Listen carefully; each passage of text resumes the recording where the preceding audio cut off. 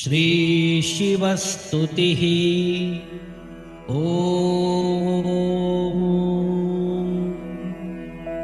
वन्दे देवमुमापतिं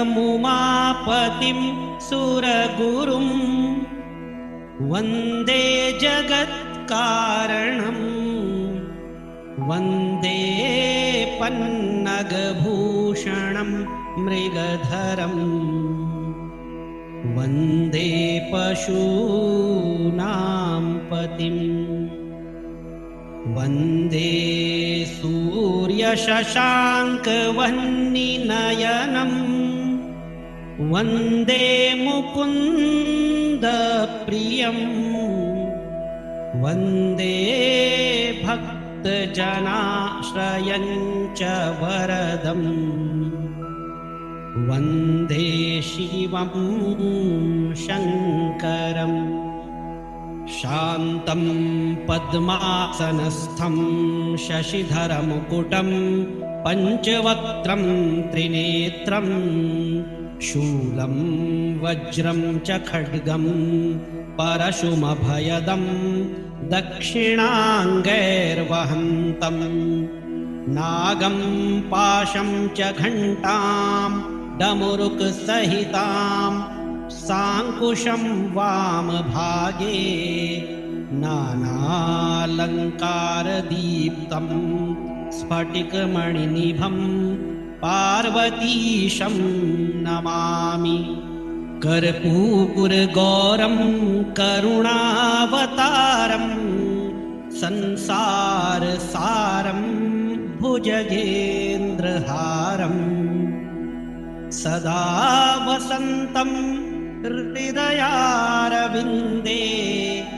भवं भवानी सहितं नमामि। असितगिरिसमं स्यात् कज्जलं सिन्धुपात्रे सुरतरुवरशाखा लेखनी पत्रमुर्वी लिखति यदि गृहीत्वा शारदा सर्वकालं तदपि तव गुणानामीशपारं न याति। त्वमेव माता च पिता त्वमेव बन्धुश्च सखा त्वमेव विद्या द्रविणं त्वमेव सर्वं मम देव देव। करचरणकृतं वा कायजं कर्मजं वा श्रवणनयनजं वा मानसं वापराधं विहितमविहितं वा सर्वमेतत् क्षमस्व। जय जय करुणाब्धे श्रीमहादेव शम्भो।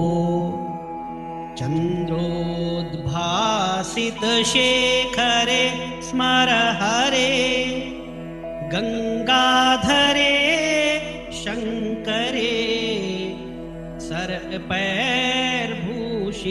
कण्ठकर्णविवरे नेत्रोत्थवैश्वानरे